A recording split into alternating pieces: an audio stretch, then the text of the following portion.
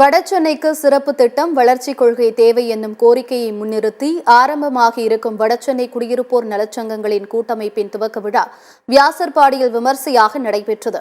இந்த நிகழ்ச்சியின் ஒரு பகுதியாக வடசென்னை குறித்தும் அதன் தேவைகள் குறித்து 5 நிமிட காணொலி ஒலிபரப்பு செய்யப்பட்டது. அதனைத் தொடர்ந்து இசையமைப்பாளர் பாடகர் முனு கோடீஸ்வரன் வடசென்னை குறித்த பாடல் பாடினார்.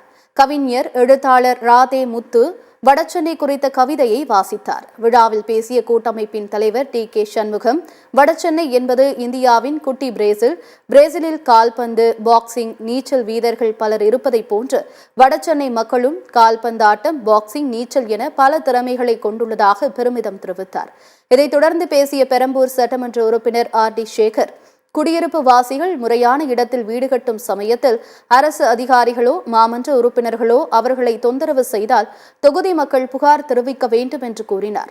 புகார் அடிப்படையில் சம்பந்தப்பட்ட அதிகாரிகள் மற்றும் மாமன்ற உறுப்பினர்கள் மீது நடவடிக்கை எடுக்கப்படும் என்றும் தேவையானால் அவர்கள் பதவியிலிருந்து நீக்கப்படுவர் எனவும் உறுதியளித்தார். இதைத் தொடர்ந்து கூட்டத்தில் நிறைவேற்றப்பட்ட தீர்மானங்கள் உள்ளிட்டவை குறித்து வடசென்னை குடியிருப்போர் நல சங்கங்களின் கூட்டமைப்பு தலைவர் டி.கே. சண்முகம் பேட்டியளித்தார்.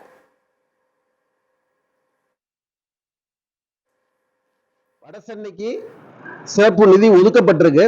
அரசு ஒதுக்கியதை நாங்க வரவேற்கிறோம். ஆனா அப்படி நிதி ஒதுக்குறது மட்டும் வளர்ச்சி திட்டத்துக்கு பயனளிக்காது.